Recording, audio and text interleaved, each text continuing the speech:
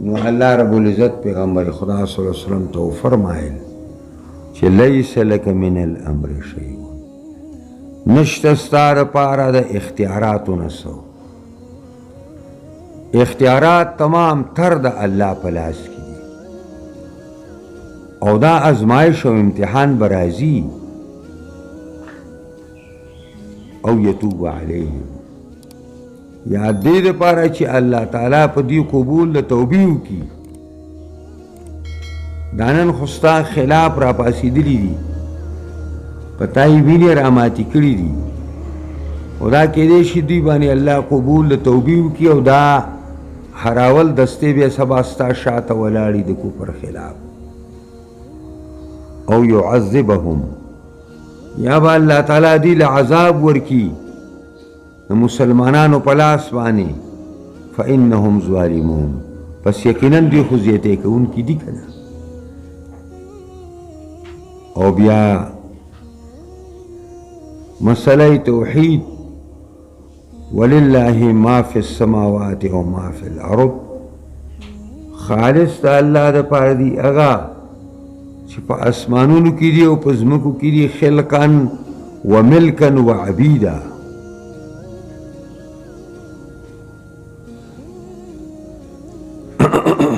یغفروا لمن یشاء، بخشش کوي چاته چې د الله خوښه وشي.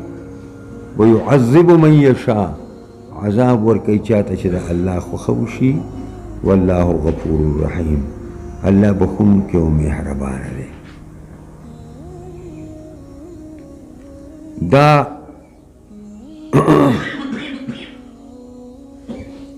یا ایها الذین آمنوا،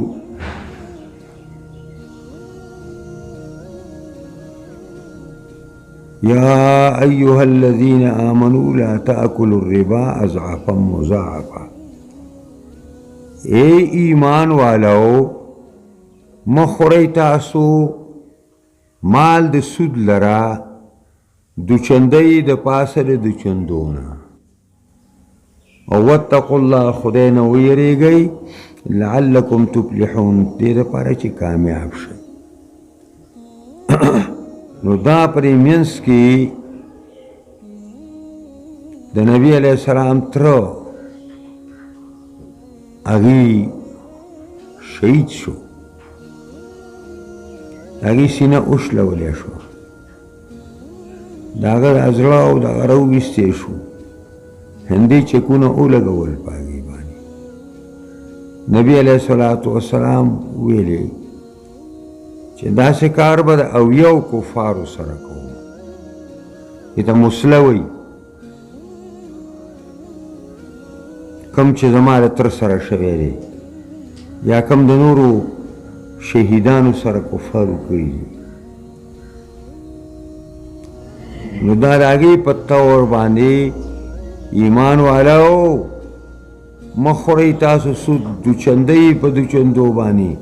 یعنی مطلب دا دی چې دقسې مسلم ناجایز ده، څنګه چې دا سود ناجایز دی، دا مه کوئ داسې.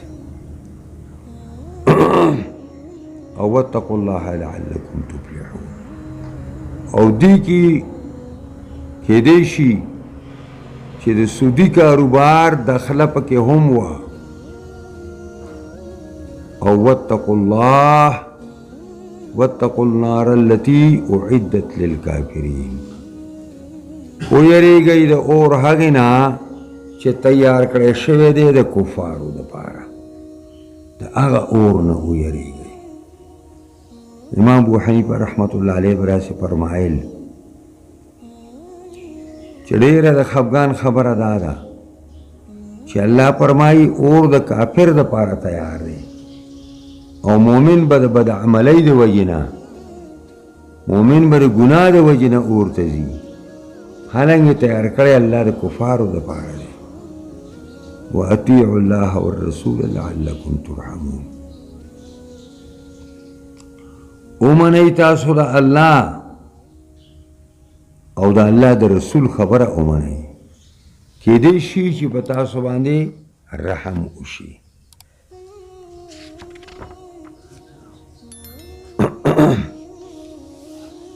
دا واقعات د احد شروع دي نو په دې ضمن کې لکه په داسې میدانونو کې رسو کېدل نه په داسې میدانونو کې د یو بل نه مخکې کېدل او د الله او د رسول مخې ته خپله پوره مړانه ښکاره کول دا پکار دی وسارعوا الى مغفرة من ربكم وجنة عرضها السماوات والأرض اعدت للمتقين جلتیو کئی تاسو د یو بل نه وړاندې شئ سارع یسارع مسارعة بای مفاعله ده د دې خاصه ده تشارک نو د یو بل نه جلتی وکئ الى مغفرة من ربکم بخشش غوښتلو ته د جانب د خپل پروردګار نه یعنی بخشش ته منډه کوي هغې اسبابو ته منډه کوي چې د هغه اسبابو په نتیجه کې به تاسو ته الله ستاسو ګناهونه معاف کوي چې هغه ایمان دی او اعمال صالحه دي دا الله او رسول حکم منل دي او وجنتن وړاندې شئ د یو بل نه هغې باغونو ته عرضها السماوات والارض چې د هغې پلنوالی اسمانونه او ځمکې دي اعدت للمتقین تیار کړی شوی دی د پرهیزګارو دپاره نو ګورئ د جنت پلنوالی د اوو اسمانونو د اوو ځمکو په مقدار باندې چې دا د یو بل سره داسې کېدي د پوزکي په شکل باندې نو دومره د دې عرض دی او د هر یو شي عرض دا د طول نه زیات دی پوهېږې پرې باندې طول د دې نه د عرض نه زیات دی نو پلنوالی خو یې دا دی خو چې دا جنت به اوږد څومره وي طول به یې څومره وي او بیا دا متقیانو دپاره تیار شوی دی او متقیان څوک دي الذین ینفقون فی السراء والضراء دا هغه کسان دي متقیان هغه کسان دي چې خرچه کوي په حالت د خوشحالۍ کې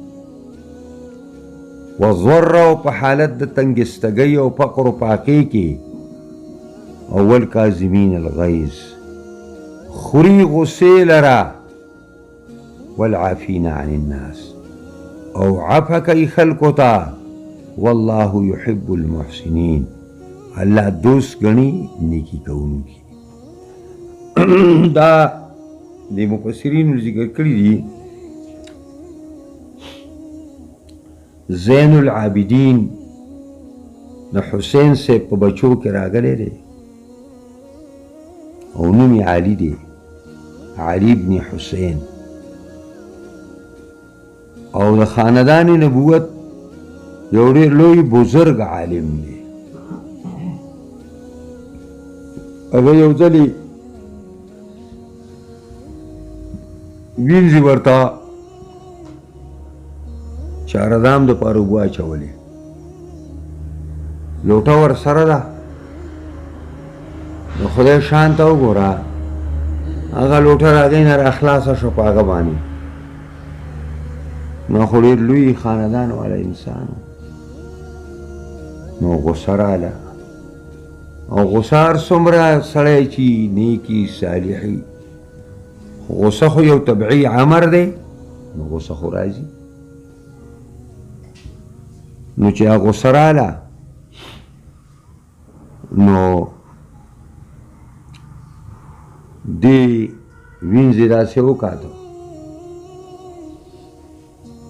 او د مولا دې غوسې ته وکاته نو فوراً یې فرمایل والکاظمین الغیظ،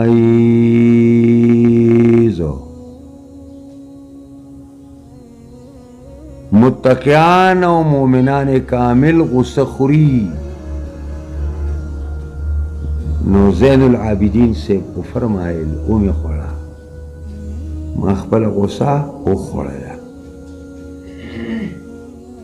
بیا په جلتۍ باندې هغه وینځوئ والعافین عن الناس، متقیان کامل عفا کوي، ویل زه معاف مې کړې معاف مې کړې. بیا په جلتۍ سره هغه وایي والله يحب المحسنين،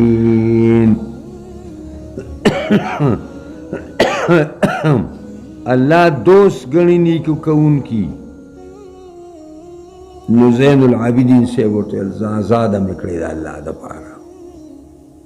زماره دی خبرې مطلب داو چې وینځه د مولا د خدمت نه 24 غنټې نه اوسګاري. خو هغه داسې د قرآن په همۍ زمانه وه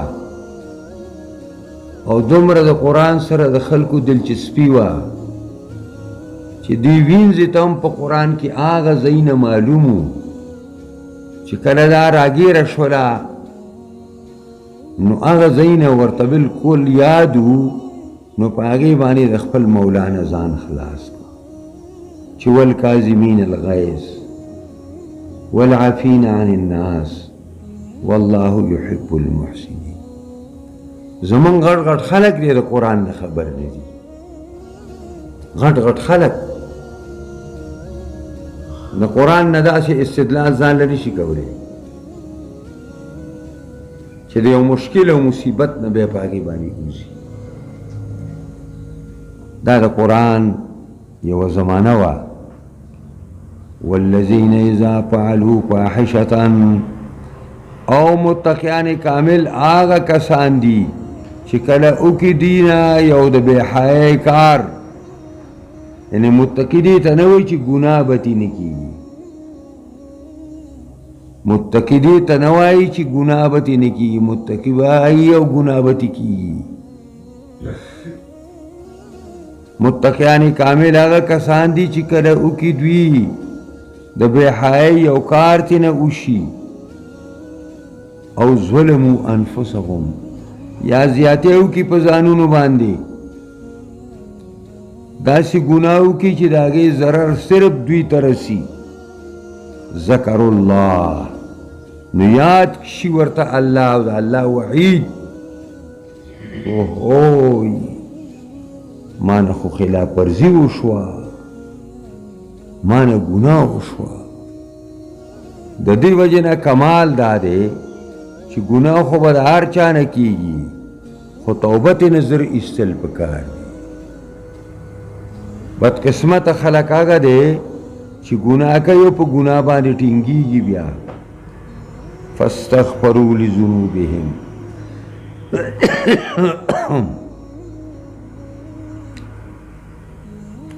پس بخنه غواړي د خپلو ګناهونو دپاره. او من یغفر الذنوب الا الله، سوک دے چھ معافی گناہونا سوا دا اللہ نا. ولم یسروا علی ما فعلوا وهم یعلمون، او دوی نٹنگی کی پائے وانی چھ دوی سکڑی. غٹ خطرناک صورتحال دا دے چھ سڑے گناہ کئے پا گناہ ہمیشہ شی، پا گناہ بانے کلک شی وهم یعلمون، او دی خپوئیگی چې په دې ګناه باندې کلکواله دا ډېر لوی جرم دی. اولئک جزاؤهم مغفرة من ربهم، دا کسان بدلر دوی بخشش دی د جانب د رب د دوینا. وجنات تجری من تحتها الانهار، او باغونه دي چې بهیږي با لاندې د دې نه مختلفې ولې خالدین فیها، ہمیشہ با اسی کی پدے کے ونعم اجر العاملین.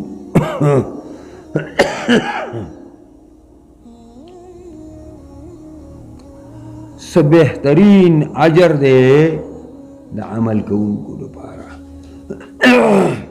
دا عاملین دی که عالمین دی؟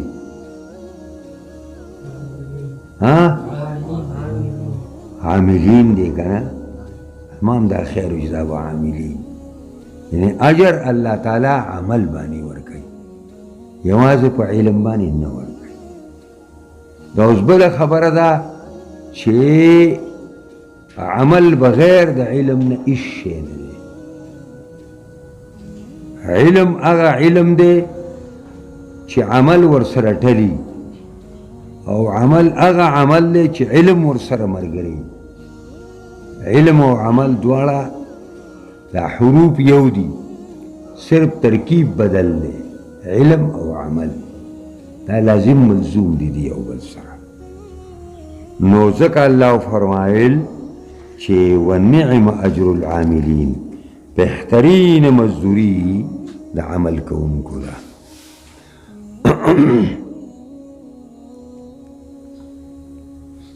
د دې وجې نه حدیث کې راځي چې یو سړی اویا کرته ګناه کوي خو ټینګېږي نه، بس ګناه تې وشي او فوري خفه شي، نو که اویا ځله ګناه کوي بیا هم الله تعالی معاف کوي.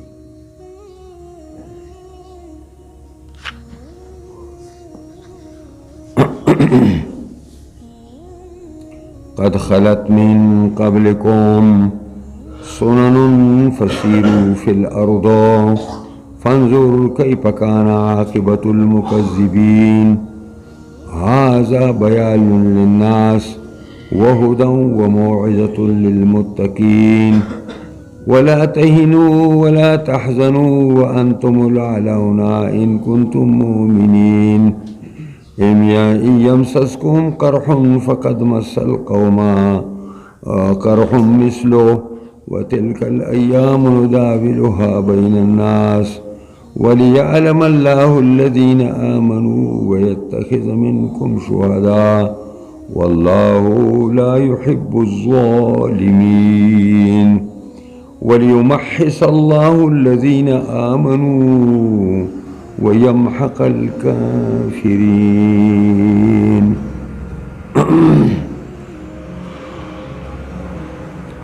یقیناً تیری شوی دی مخکې ستاسو نه ګڼې طریقې. سنن د سنت جمع ده او وهي السیرة والطریقة التي يكون عليها الفرد او الجماعة. سنن جمع د سنة او سنت هغه سیرت توایی، هغه لارې توایی چې پای کې یو تن یا یو جماعت په هغې باندې خپله زندگی تیروي. نو قد خلت من قبلکم سنن، ستاسو نه مخکې ډېرې طریقې د ژوند او نمونې د ژوند تیرې شوي دي. فسیرو فی الارض، پس ځئ په ځمکه کې چکرې ولګوئ. فانظر ګورئ په نظر د عبرت باندې کیف کان عاقبة المکذبین، څرنګه و آخر انجام د دروغجنو. دا فسیرو دا امر امام رازی وی د اباحت دپاره دی. په ځمکه کې چکرې وهل مباح کار دی، لیکن چې کله په سیل باندې روان شوي او امر مباح باندې روان شوي نو بیا په نظر د عبرت باندې کتل لازم دی او واجب دی. سفرې او چکرې وهل مباح کار دی، خو په نظر د عبرت باندې بیا کتل دا لازم دی. نو مخکنی امر د اباحت او فنظرو کی امر د وجوب د پاره دی. امام رازی رحمت الله علیه وایي کیف کان عاقبة المکذبین هذا بیان للناس دا بیان دی د خلکو دپاره.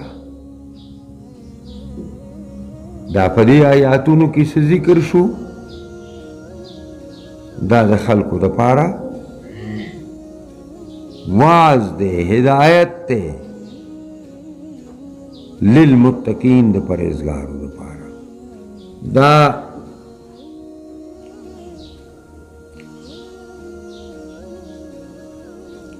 داسې وشو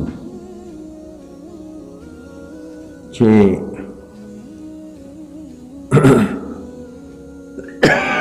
معرکه الټه شوه، ګټلې میدان د الله د وینا مطابق د پیغمبر او صحابه سره الله وعده وه چې د احد میدان به ګټئ. میدان وګټلی شو، خو د بعضې ملګرو د مخالفت د وجې نه چې د خپل امیر مخالفت یې وکړو،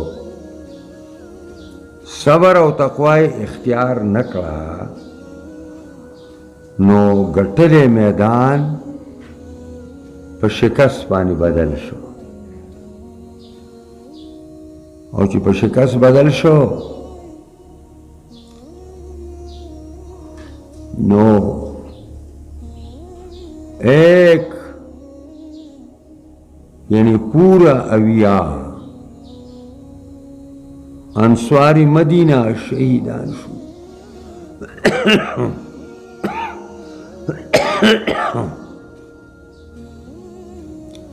سلور پکی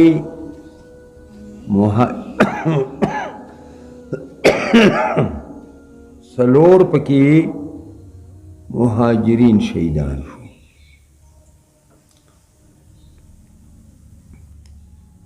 حضرت حمزہ رضی اللہ تعالی عنہ، انس ابن نضر رضی اللہ تعالی عنہ، عبداللہ ابن جحش رضی اللہ تعالی عنہ، اور یو بل صحابی چې دا مهاجرو دوم پکې شهیدان شو.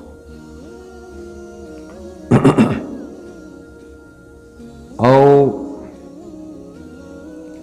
هندي د شهیدانو نه د غوږونو پوزې پرې کړې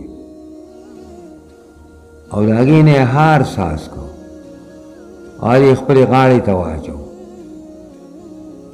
او داسې ما په سیرت کې لیدلي دي چې د حضرت حمزه په لاش باندې ودرېده، په لاش، او لګیا ورسې ویل.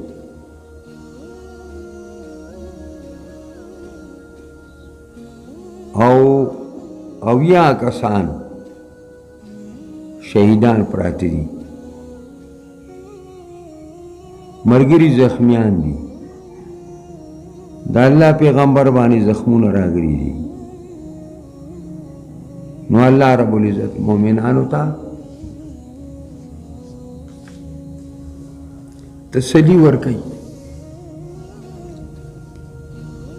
خیر دا راځي، داسې دا د حق او د باطل دا معرف کی، دا د حق او د باطل کشمکش دا بمده کسی، او د حق پرستی نه خدانه ده چې ټول عمر به ته ګټې. دا د الله ازمایشي، کله به ګټې او کله به بیلې. ولا تهینوا ولا تحزنوا، مه سستېږئ، ولا تهینوا، مه سستېږئ د کافر قوم د مقابلینا، او ولا تحزنوا، مه غمجن کېږئ په هغې باندې چې تاسو نه شهیدانو شو، تاسو نه ګټلی شوی مال واپس واخیستی شو. وانتم الاعلون، هم تاسو غالب یئ، هم تاسو به زورور یئ، ان کنتم مؤمنین، که یئ تاسو ایماندار. دا راځي کله به دلته ګټې او کله به بیلې. اوس دا بعضې خلکو ویلې چې د الله پیغمبر جناب محمد رسول الله په نفس نفیس په منګه کې موجود دی دا بیلا ته کوم ځای نه راغی موږ میدان ولې وبیلو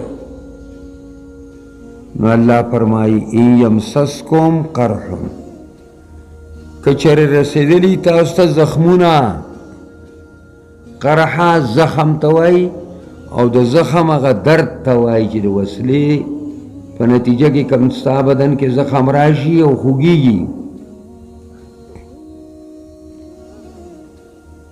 نو که نن تانه اویا کسان شهیدان شوي دي او نن په تاسو کې زخمیان ساز شوي دي نو یو کال مخکې نظر واچوه د بدر په مقام باندې نظر واچوه تا ته اویا کسان نه ووجلي تا ته اویا کسان په جیل کې نه راوستي باقي دې زغلولي نه وو تا سنادي د قریش د خپې نه نیولي نه وو په کلیب بدر کوی کې دې نه واچولي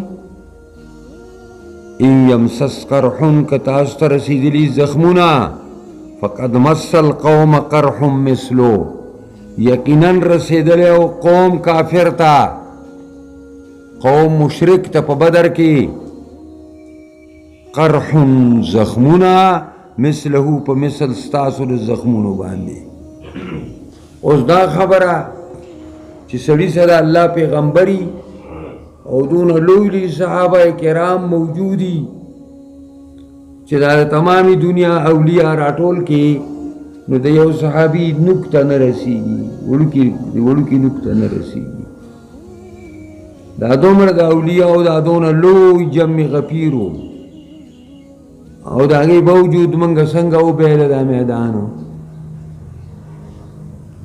وتلك الأيام نداولها بين الناس دکسې اړو راړو منګه دکسې اړو راړو منګه دا ورځې دا د معرکې ورځې نداولها بین الناس اړو راړو په منځ د خلکو کې کله به ګټې او کله به بیلې او وليعلم الله الذين آمنوا او دې لپاره چې معلوم کې الله په علم شهودي په علم تفصیلی سره په علم بعد وجود الاشیاء سره هغه کسانو چې ایمان راوړی دی او ويتخذ منکم شهدا او دې لپاره چې الله ونیسي په تاسو باندې هغه اوچتې مرتبې والا خلک شهیدان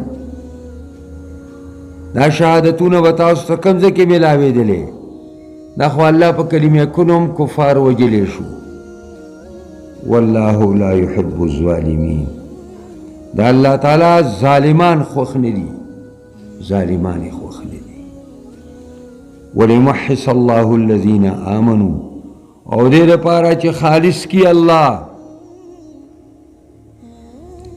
خالص کی الله هغه کسانو لره چې ایماندار دي او ويمحق الكافرين او ختم کی اللہ رب العزت کفار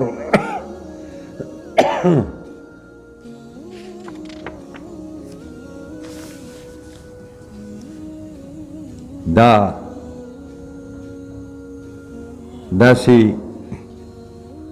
اوشوچی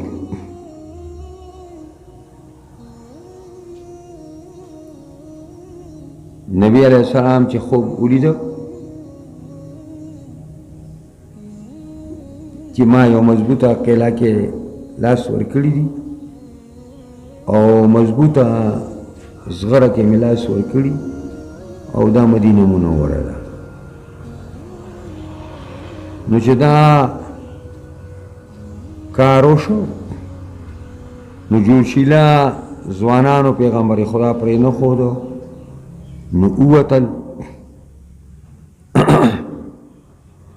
چې اوتل او غزا شروع شوه د الله د حکم مطابق میدان وګټلی شو خو د بعضو ملګرو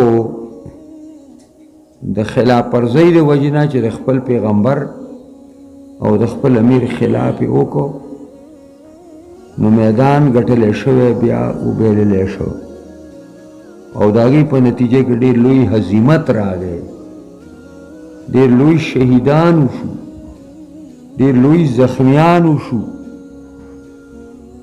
نو شیطان دا آواز ومکو چې ان محمدا قد قتل محمد علیه السلام ووژلی شو نو کوم اکه دوکه کسان چې په میدان کې پاتې وو هغې خپې ووالې نو قرآن هغې ته اشاره کوي ام حسبتم ان تدخلوا الجنة ستاسو څه خیال دی چې جنت ته به دننه شئ دا جنت داسې د مړي په خېټه پروت نه دی دا جنت داسې په اسانۍ باندې هم نه میلاویږي دی جنت ته داسې په پسته پسته کې ورتللو هم نشته ولقد كنتم تمنوا الموت من قبل او یقینا تاسو خو تمنا کوله ارزوم کوله د مرګ مخکې د دې نه تاسو خو دا وویلې جوشیلا لکانو چې موږ به بار ته ځو او جنګیږو به او دا نه چې کفار به موږ ته مدینې ته راننوځي نو بیا به موږ جنګیږو نو تاسو ارمان او دغه د مرګ کوو من قبل ان تلقوه پخوا د هغې نه چې تاسو د مرګ سره میلاو شوئ فقد رأیتموه یقینا ولید تاسو دا مرګ لره په خپلو ملګرو باندې م ولیده ستاسو ملګري ستاسو مخې ته شهیدان شو ستاسو د ملګرو ستاسو د ملګرو پوزې غوږونه کټ شو وانتم تنظرون او تاسو ورته کتل